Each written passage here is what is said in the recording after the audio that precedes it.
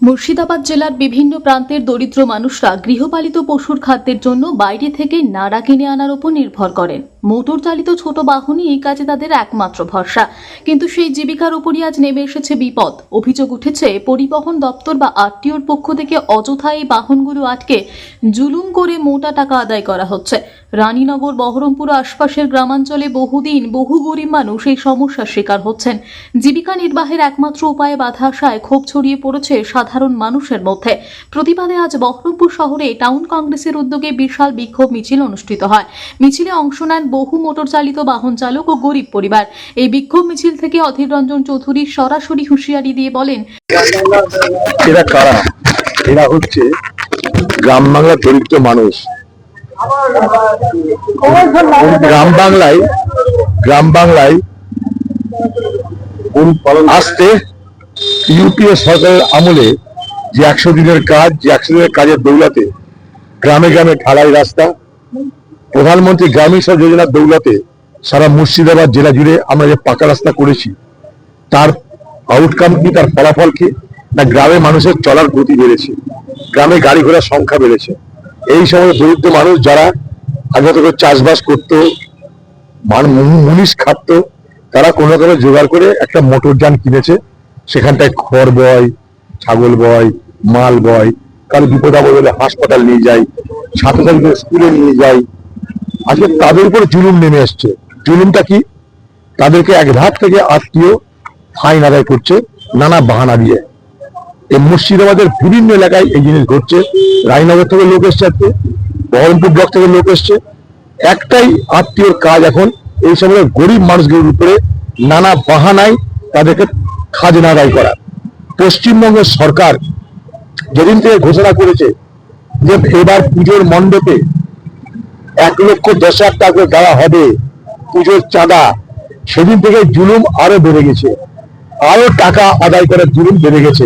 অর্থাৎ এই যে মণ্ডপে চাঁদা দেওয়া হবে, সেই টাকাটা এই সমস্ত গরিব মানুষের, যারা মেহনত করে মাথার ঘাম পায়ে ফেলে যারা কোনো রকমের রোজগার করছে, তার সঙ্গে চালাচ্ছে, তাদের উপরে অত্যাচারের খাড়া নামিয়ে এনেছে এখানকার আত্মীয়, এখানকার ট্রাফিক পুলিশ, এখানকার এমনি পুলিশ। আমরা আজকে এখানে বলতে চাই একটাই কথা, যে এই গরিব মানুষগুলোর সঙ্গে যেন মানবিক ব্যবহার করা হয়, তাদের সঙ্গে যেন সহযোগিতা করা হয়, এবং তাদেরকে যেন রোজগারের রাস্তায় কোনো বাধা দেওয়া না হয়। যদি তা করতে থাকা হয়, তাহলে আজকে এখানটায় এমনি মিছিল হচ্ছে, আগামী দিনে সারা মুর্শিদাবাদ জেলার সমস্ত মোটর যান মালিকদের বা মোটর যানের যারা ড্রাইভার, তাদেরকে নিয়ে আমরা আরটি অফিস ঘেরাও করব এবং দরকারে সেখানটায় অবস্থান করব, অনশন করব। এই সমস্ত গরিব মানুষদের প্রতি যেন সরকার সুবিচার করে। আমি কোনো রাজনীতি করতে চাই না, কোনো কংগ্রেসের ব্যানারও নাই, কোনো ব্যানার নাই, কোনো রাজনীতি নাই।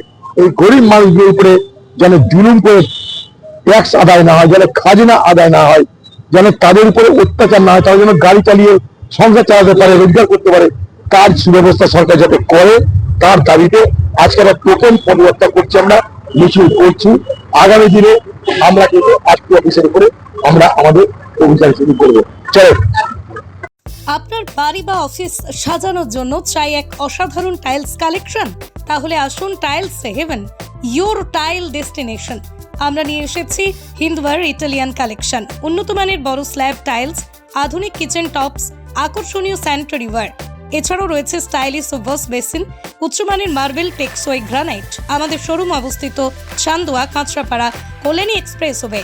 এখানে গুণমানের সাথে মেলে সাশ্রয়ী দাম। তাহলে দেরি কেন? আজই চলে আসুন টাইলস হেভেনে। আপনার স্বপ্নের বাড়ি সাজানোর সমস্ত সমাধান এক ছাদের তলায়। Tiles heaven, your tile destination.